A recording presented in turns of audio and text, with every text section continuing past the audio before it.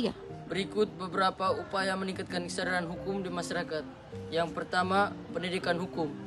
Memberikan pendidikan hukum di sekolah-sekolah dan perguruan tinggi untuk meningkatkan pemahaman masyarakat tentang hukum. Yang kedua, sosialisasi hukum.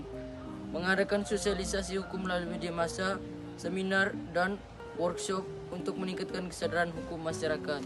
Yang ketiga, penyuluhan hukum. Mengadakan penyuluhan hukum masyarakat terutama di daerah-daerah yang terpencil untuk meningkatkan pemahaman hukum. Yang keempat, keterlibatan masyarakat. Melibatkan masyarakat dalam proses pembuatan peraturan perundang-undangan untuk meningkatkan partisipasi dan kesadaran hukum.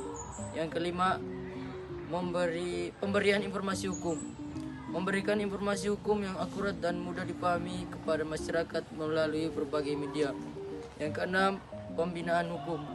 Mengadakan pembinaan hukum kepada aparat penegak hukum dan masyarakat untuk meningkatkan kesadaran hukum. Yang ketujuh, kerjasama dan LSM. Bekerjasama dengan lembaga swadaya masyarakat untuk meningkatkan kesadaran hukum di masyarakat. Yang kedelapan, penggunaan teknologi. Menggunakan teknologi informasi dan komunikasi untuk meningkatkan kesadaran hukum masyarakat. Dan upaya-upaya tersebut diharapkan kesadaran hukum masyarakat dapat meningkat dan masyarakat dapat menjadi lebih sadar akan hak dan kewajibannya. Yang kedua, upaya untuk meningkatkan kesadaran hukum di sekolah.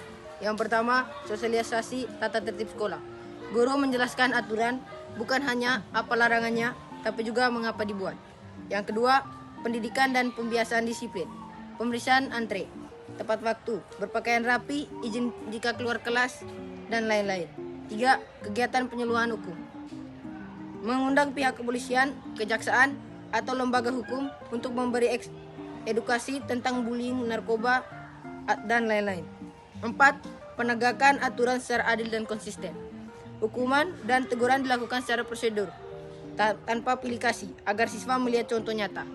Yang kelima, OSIS atau organisasi siswa mendukung gerakan disiplin. OSIS membuat kampanye anti-bullying, poster aturan sekolah, atau kegiatan literasi hukum. Yang keenam, simulasi kasus atau corn simulasi. Misalnya, role play sidang kasus bullying untuk membuat siswa paham akibat hukum. 7. Pemanfaatan media informasi sekolah. Papan pengumuman, mading, grup WhatsApp kelas untuk menyebarkan edukasi tentang hukum dan etika. Yang kedelapan, penguatan pendidikan karakter. Guru memasukkan nilai kejujuran, tanggung jawab, dan kepatuhan aturan dalam pelajaran maupun kegiatan lain. 9. Kolaborasi dengan orang tua. Komunikasi rutin dengan wali murid agar pembicaraan disiplin selaras antara rumah dan sekolah. Yang keempat, strategi untuk meningkatkan kesadaran hukum di masyarakat. 1. Pendidikan dan sosialisasi hukum. Menyelenggarakan penyuluhan hukum di sekolah, kampus, dan lingkungan masyarakat.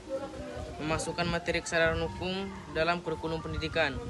Mengadakan seminar diskusi dan pelatihan tentang hak dan kewajiban warga negara. Yang kedua, pemanfaatan media massa dan digital. Yang pertama, menyebarkan informasi hukum melalui televisi, radio, media sosial, dan situs web resmi pemerintah. Yang kedua, membuat konten edukatif seperti video pendek, infografis, dan podcast tentang hukum. 3. Keteladanan dari aparat dan pemimpin. Aparat penegak hukum dan pejabat publik harus menjadi contoh dalam menaati hukum, meningkatkan transparansi dan akuntabilitas dalam penegakan hukum. Yang keempat, peningkatan akses terhadap bantuan hukum. Menyediakan layanan konsultasi hukum gratis bagi masyarakat kurang mampu dan memperkuat peran lembaga bantuan hukum atau LBH di daerah. Yang kelima, penerapan hukum yang tegas dan adil.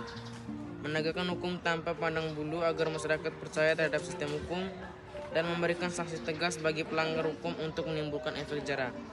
Yang keenam, partisipasi masyarakat. Mendorong masyarakat ikut aktif dalam pelaporan pelanggaran hukum dan membentuk kelompok sadar hukum di tingkat desa atau kelurahan.